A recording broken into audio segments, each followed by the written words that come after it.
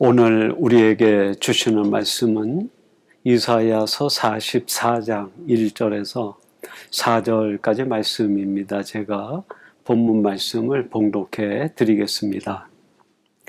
나의 종 야곱, 내가 택한 이스라엘아, 이제 들으라. 너를 만들고 너를 모태에서부터 지어낸 너를 도와줄 여호와가 이같이 말하노라. 나의 종 야곱, 내가 택한 여수로나 두려워하지 말라. 나는 목마른 자에게 물을 주며 마른 땅에 시내가 흐르게 하며 나의 영을 내 자손에게 나의 복을 내 후손에게 부어주리니 그들이 풀 가운데서 솟아나기를 시냇가에 버들같이 할 것이라. 아멘. 오늘 주일은 주신 말씀 이사야서 44장 1절에서 4절까지 말씀을 갖고 하나님의 약속은 배신하지 않는다 하는 제목으로 하나님의 말씀을 전하도록 하겠습니다. 이번 주일부터 5주일에 걸쳐서 매일 성경은 이사야의 말씀을 같이 묵상하게 됩니다.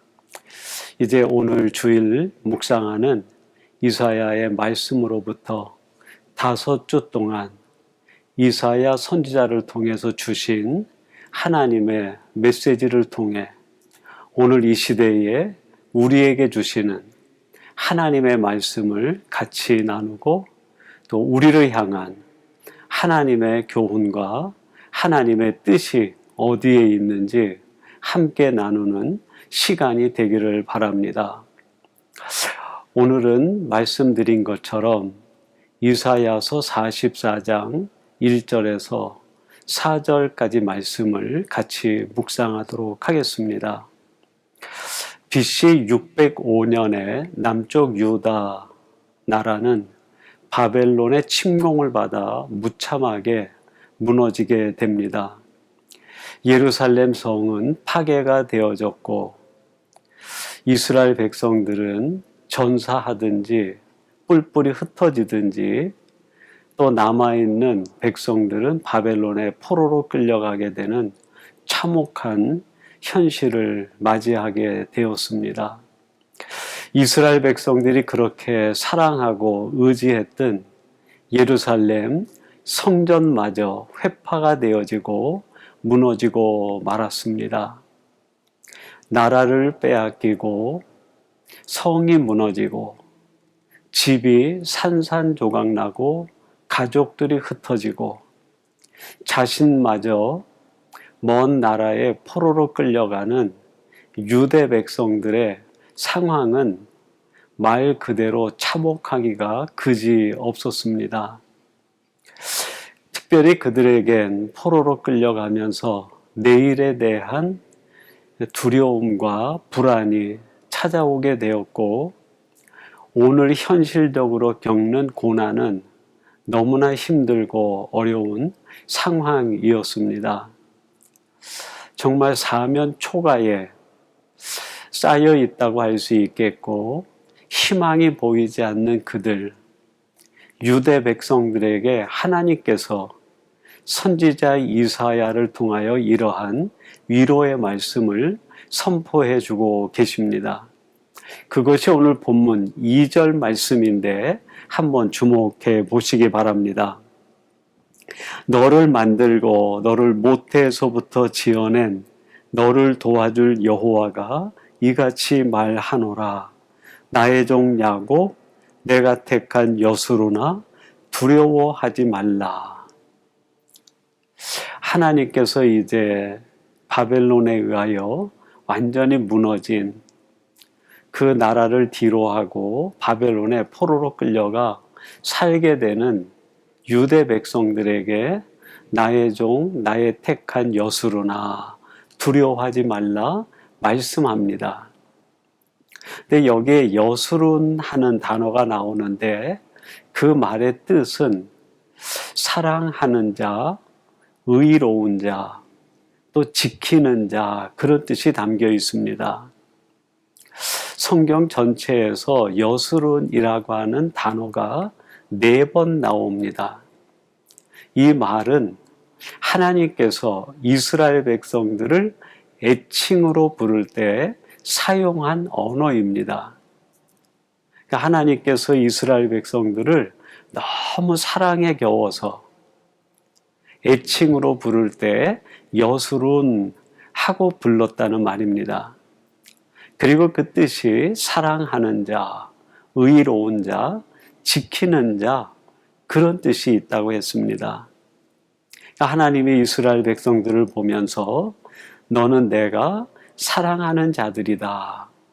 내가 너를 지키고 내가 너를 의롭게 하겠다 하는 애칭으로 부른 것이죠.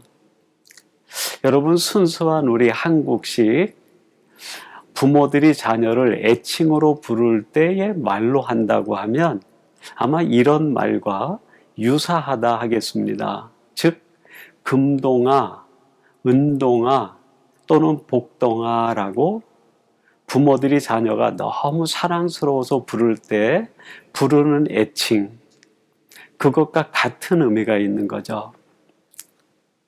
지금 나라를 잃고 가족을 잃고 집은 산산이 부서지고 하나님의 성전마저 무너진 그 모습을 보고 저 바벨론의 포로로 끌려가고 있는 그 백성들을 향해서 또 그 땅에서 고통받고 있는 하나님의 선민들을 향해 하나님께서 여스룬하고 부르고 계시는 거예요.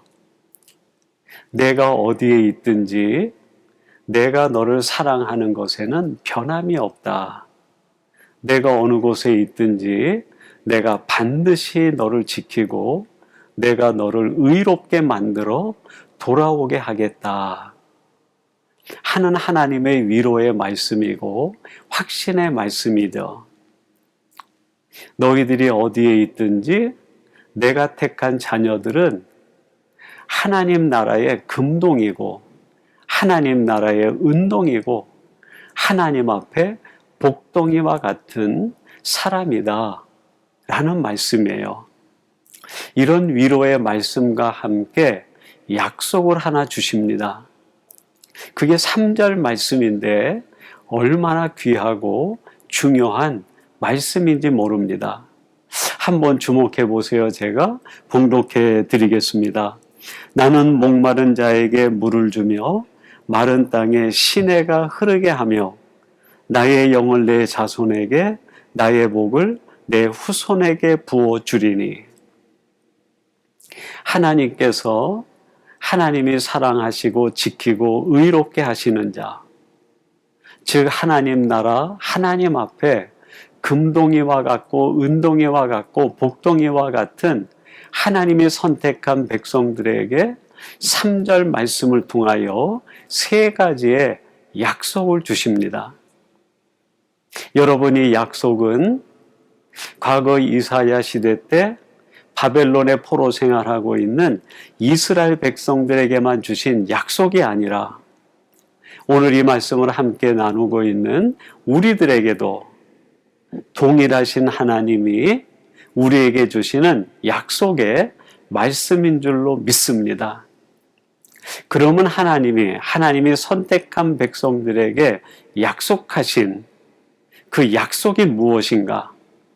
3절 말씀을 중심으로 해서 하나씩 살펴보며 그 약속이 그대로 우리에게 하나님이 허락하신 약속이 되는 이 놀라운 은혜를 경험하게 되기를 바랍니다.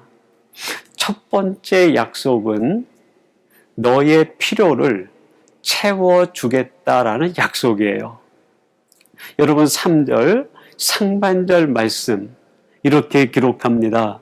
나는 목마른 자에게 물을 주며 그랬습니다. 여러분, 이 말에 담긴 뜻이 뭘까요? 이렇게 설명드릴 수 있겠습니다. 사막 한가운데에서 그 갈증을 느끼고 목이 타들어가는 사람에게 가장 필요한 건 뭘까요? 그 갈증과 타들어가는 목을 해결할 한 잔의 생수 아니겠습니까? 그 갈증을 느끼는 그 사람에게 금덩이를 준들 그게 무슨 의미가 있겠고, 주먹만한 다이아몬드를 준다고 한들 그것이 무슨 소용이 있겠습니까? 천하만국의 영광을 보여주며 이걸 다 주겠다고 한들 그 사막 한가운데서 목이 타들어가는 그 사람에게 무슨 의미가 있겠습니까? 그 사람에게 가장 필요한 건 그 갈증을 해결할 수 있는 한 잔의 생수 아니겠습니까? 하나님께서 목마른 자에게 물을 주며 하는 말씀은 바로 이런 의미에서 내가 너의 필요를 알고 내가 가장 필요로 하는 것을 그때마다 내가 너에게 채워주고 그 필요를 만족해 하겠다 하시는 말씀이고 약속이죠. 여러분, 하나님은 우리에게 어떤 분이십니까? 나의 형편과 처지를 너무나 나보다 더 잘 아시고 내가 필요로 하는 것을 그때마다 채워주시는 분이세요. 마태복음 6장 32절에서 이렇게 말씀합니다.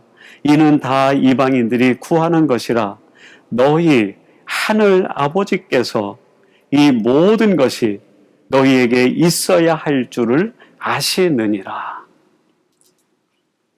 예수님 앞에 무리들이 나와서 무엇을 먹을까, 무엇을 마실까, 입을까 염려하고 구합니다. 그때 주님께서 그 무리들에게 하시는 말씀이죠. 이런 것들은 다 이방인들이 구하는 것이고 하나님은 이미 너희들이 무엇이 필요한지 그걸 아시고 그때마다 채워주시는 분이시라는 거예요. 마실 것이 필요할 때 마실 것을 주시고 입을 것이 필요할 때 입을 것을 주시고 먹을 것이 필요할 때 먹을 것을 채워주시는 분이라는 말씀입니다. 건강이 필요할 때 건강을 주시고 좋은 동력자가 필요할 때 동력자를 우리에게 붙여주시고 내 인생에 지혜가 필요할 때 지혜를 주시고 내 인생에 용기가 필요할 때 용기를 부어주시고 하늘의 위로가 필요할 때 위로를 채워주시는 분이 하나님이라는 말씀입니다. 사랑하는 성도 여러분, 오늘 하나님께서 여러분에게 하시는 이 약속을 붙드시기 바랍니다.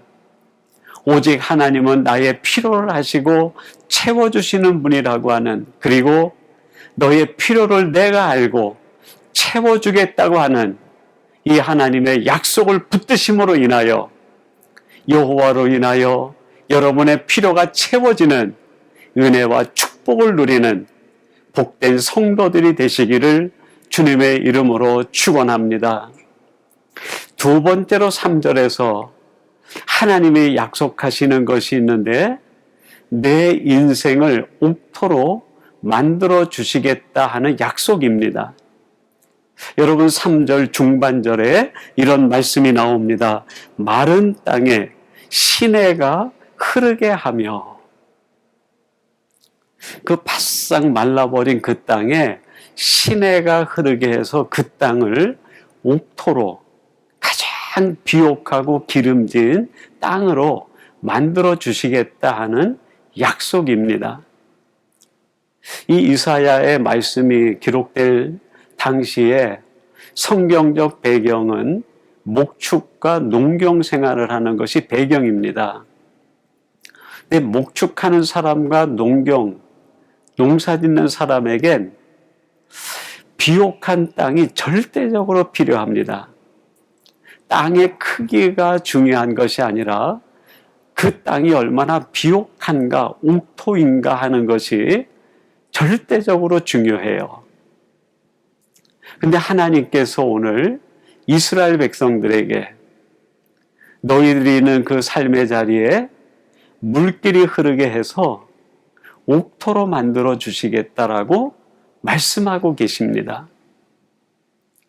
여러분, 내가 살아가는 삶의 자리를 하나님은 옥토로 만들어 주시겠다고 약속하고 계시는 거예요. 제가 오래전에 그 중국 서안에 그 중국인들을 가르치는 신학교에서 교회사를 한 학기 동안 가르치기 위하여 잠시 방문했던 적이 있습니다. 그때 그 선교사님으로부터 들은 이야기인데 이런 이야기입니다.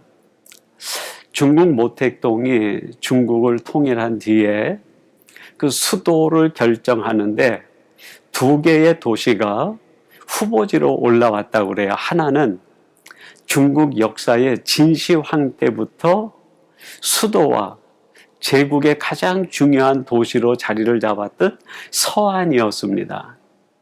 그리고 또 하나는 북경입니다. 근데 오랜 고심 끝에 그 중국 정부가 수도로 결정한 곳이 북경이었어요.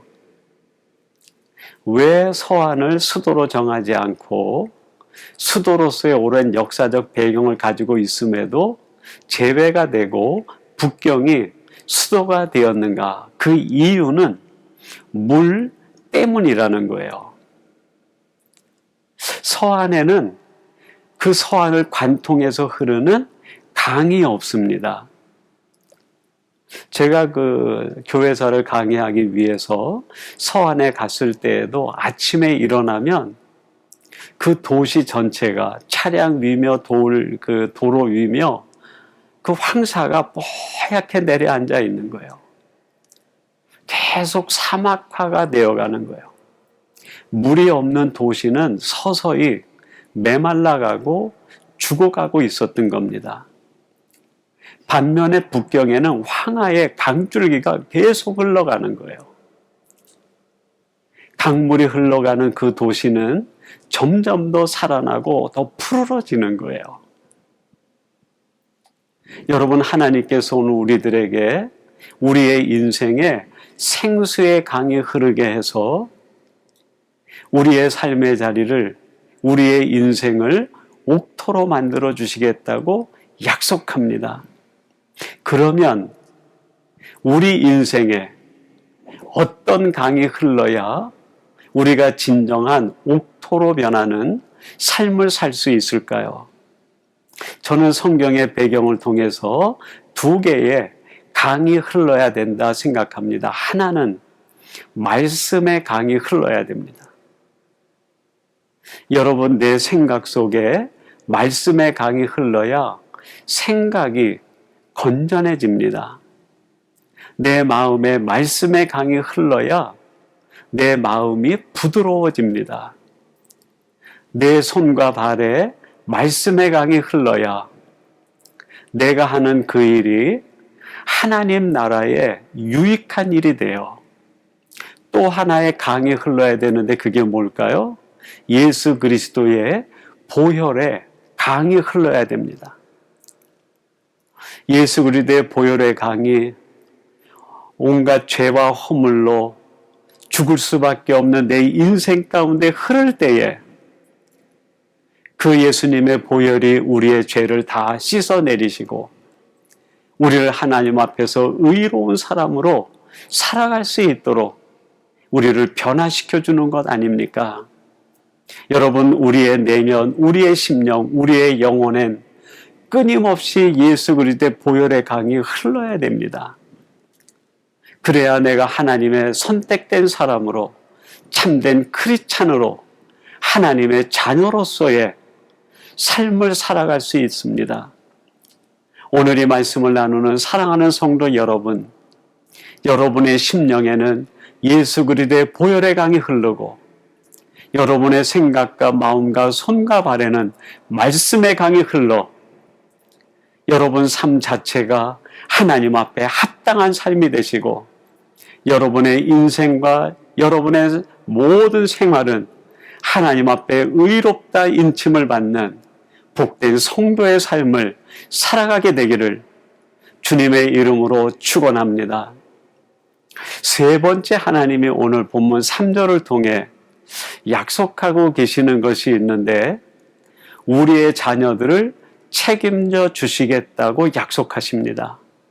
3절 하반절 한번 주목해 보세요. 이렇게 하나님의 약속의 말씀이 이어집니다.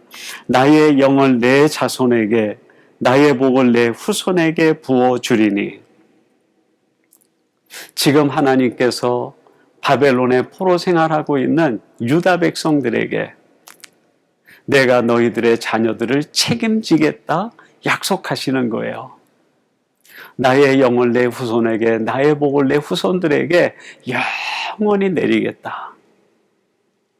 지금 너희들이 이 땅에서 고단하고 수고하고 억눌린 삶을 살지만 내일에 대한 불안과 오늘의 고난 속에 갇혀 있지만 내가 반드시 너희의 자녀들을 지키고 보호하며 하나님의 영으로, 하나님의 복으로 충만히 채워주시겠다는 거예요. 내가 너희의 자녀들을 반드시 책임져 주겠다고 말씀하고 계십니다. 여러분, 마태복음 1장 1절 이렇게 말씀합니다. 아브라함과 다윗의 자손 예수 그리스도의 세계라. 창세기 12장 1절에서 4절에 보면 하나님께서 아브라함을 부르셔서 하나님이 지시할 땅으로 보내며 내가 너희의 자녀들 내 후손을 책임지겠다고 복주겠다고 약속을 하십니다. 하나님이 하신 그 약속은 그대로 이루어져 그 아브라함의 후손을 통하여 다윗 왕이 태어나요. 그리고 다윗에게는 또 하나님이 다윗 왕조와 약속을 맺으셔서 내 나라와 내 위를 영원히 견고하게 하겠다 약속하시고 그 다윗의 후손을 통하여 장차 이 땅의 모든 죄인들을 구원하며 세상을 구원할 메시아 예수 그리스도가 탄생하지 않습니까? 내 자녀들을 책임지겠다고 하는 하나님의 약속은 하나님이 약속하신 그대로 지금도 이루어지고 현실화되어지고 있습니다.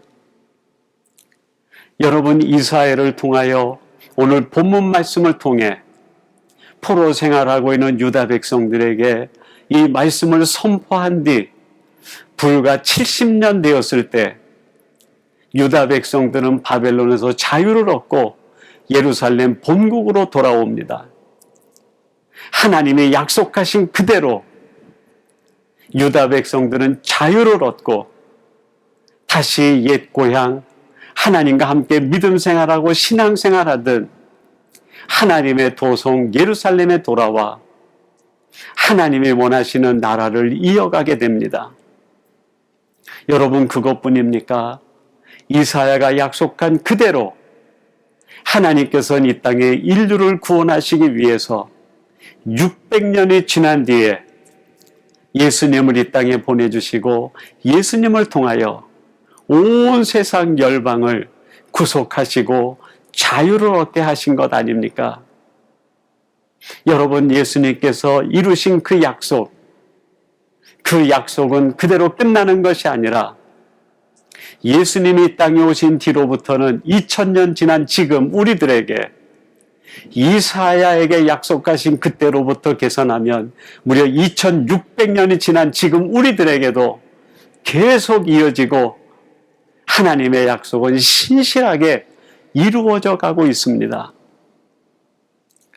그 한국에서 2016년 10월 12일에 연세대학교에서 그 연세대학교의 창립자인 언더우드 선교사님의 서거 100주년을 기념하면서 선교 시상식과 기념식이 함께 열렸습니다. 그때 초대된 주요 인사 가운데 언더우드 선교사님의 후손들, 무려 4대손까지 이르는 후손들이 초청이 돼서 왔어요. 한국과 캐나다와 미국에 거주하고 있는 28명의 언더우드 선교사님의 후손이 초청돼 와가지고 그 언더우드 선교사님의 서거 100주년을 기념하는 기념식과 선교 시상식을 거행했습니다. 28명의 언더우드 선교사님의 후손들이 함께한 그 자리는 하나님의 약속은 1대, 2대, 3대, 4대 대를 거쳐서 그 가문에게 지속적으로 이루어진다고 하는 증거였습니다. 그 28명의 후손들 중에 대학교에 심우하고 교수로 있는 분들과 간호사와 의사와 법조계, 경제계 인물들이 다수가 섞여 있었어요. 하나님이 한 약속대로 하나님께서는 그 가문을 지키시고 그 자녀들을 책임져 주시고 그 후손을 붙들어 주셨던 겁니다. 언더우드 선교사님의 한국에 첫 발을 디딘 때가 1885년 4월 5일입니다. 그때의 언더우드 선교사님이 한국으로 들어오시면서 이런 기도말로 하나님 앞에 기도한 선교사님의 기도문이 있어요. 그 중에 제가 처음과 끝부분을 한번 읽어드리도록 하겠습니다. 오 주여, 지금은 아무것도 보이지 않습니다. 주님, 메마르고 가난한 땅, 나무 한 그루 시원하게 자라 오르지 못하고 있는 땅에 저희들을 옮겨와 앉히셨습니다. 지금은 예배드릴 예배당도 없고 학교도 없고 그저 경계와 의심과 멸시와 천대함이 가득한 곳이지만 이곳이 머지않아 은총의 땅이 되리라는 것을 믿습니다. 1885년 언더우드 선교사님이 인천 제물포로 들어와 한국 땅을 밟았을 때 선교사님의 눈에 비친 한국 땅은 풀 한 폭이 제대로 자리 못하며 나무 한 그루 제대로 자라는 나무가 없는 것을 보았어요. 척박하기 그지없는 그 땅, 그리고 모든 사람들은 서로 불신과 의심에 쌓여 있고 당장 내일 어떤 일이 일어날지 모르는 불안한 상태, 그리고 오늘 무엇을 해야 될지 모르는 정말 힘들고 어려운 그 상황 속에서 아무것도 보이지 않는다고 선교사님이 고백을 합니다. 그러나 이 선교사님은 한 가지를 믿었어요. 그게 뭘까요? 하나님의 약속이었습니다. 하나님은 반드시 이 땅을 고쳐주시고 이 땅에 복음의 꽃이 피우고 이 땅에 하나님의 영광이 드러나고 장차 이 땅에서 이루실 하나님의 역사를 이 선교사님은 확실히 보고 하나님의 그 약속을 붙들었던 거예요.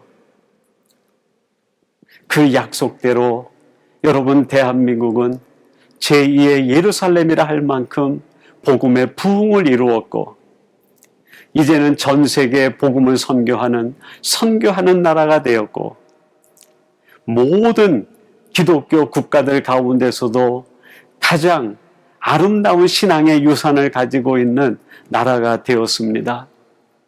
그뿐만 아니라 선교사님의 자손은 4대에 이르기까지 하나님의 놀라운 축복을 지금 현재 증거로 누리고 있지 않습니까? 사랑하는 성도 여러분, 지금 여러분이 놓여있는 삶의 상황, 어떻게 보면 바벨론의 포로로 끌려가는 유다 백성들의 모습과 같은 부분이 있지 않습니까? 내일에 대한 불안, 내일에 대한 두려움, 그리고 오늘 내가 겪고 감당해야 되는 수고와 여러 가지 부담감, 그래서 내가 마치 사면 초가에 쌓여 있는 것처럼 답답한 현실, 힘든 현실 속에 있는 우리들에게 하나님께서는 말씀합니다. 내가 너를 지킨다. 너는 나의 사랑하는 자요. 내가 반드시 너를 의롭게 만들고 내가 선택한 너를 내가 책임지겠다고 말씀하고 계십니다. 하나님은 지금도 그 약속대로 하나님이 약속하신 그 말씀을 이행하고 계시는 줄로 믿습니다. 우리의 인생을 새롭게 하시고 우리의 삶의 자리를 옥토로 만들어 가시며 우리의 자녀들을 책임져 주실 줄로 믿습니다. 이 하나님의 약속을 붙들고 이 약속으로 인하여 여러분의 삶은 늘 기쁨과 감격이 넘치고 여러분의 인생은 하나님 앞에 간증이 있는 인생이 되기를 주님의 이름으로 축원합니다. 우리 같이 기도하겠습니다.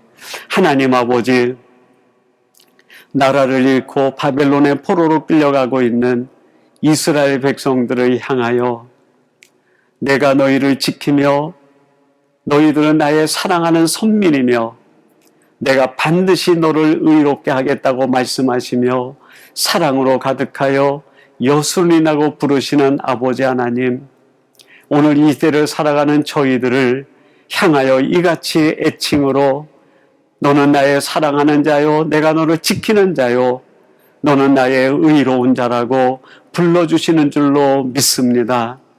아버지 하나님, 저들이 이 땅을 살아가면서 하나님이 하시는 이 약속의 말씀을 붙들며 살아가는 저희들 되게 해 주옵소서. 우리의 필요를 채워주시고 우리의 삶의 자리를 옥토로 만들어주시며 허락하신 자녀들을 하나님이 책임져 주신다고 하는 이 약속을 믿고 가오니 하나님께서 약속하신 대로 이루어지는 것을 보는 저희들 되게 해 주옵소서.